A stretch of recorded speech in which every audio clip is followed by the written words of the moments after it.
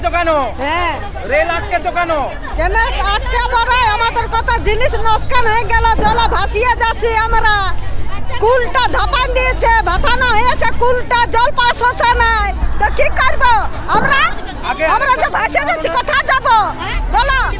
আমাদের আরো রোগের জায়গা আছে না? আমাদের আরো রোগের জায়গা আছে। বলছি আগে আরেকবার বন্যা হলো না এখানে? একবার কেন না, কত 3-4 বার হলো। আচ্ছা, জানা 4-5 বার হলো বলে এবার আমরা রেলটাকে আটকালো হলো, না তো হইতো না।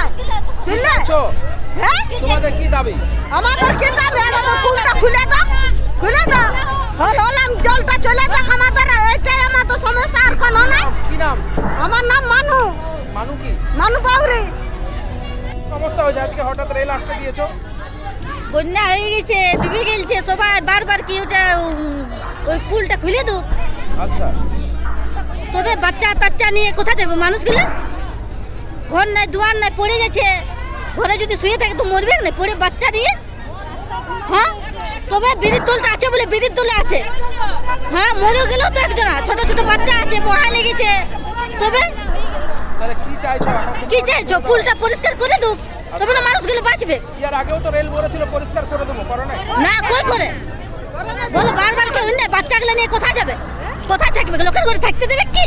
তো এখন না করলে এমনি রেল বন্ধ থাকবে নাকি? থাকবে কি? তো কি থাকবে কি? কি নাম তোমার? গঙ্গা বাউরি।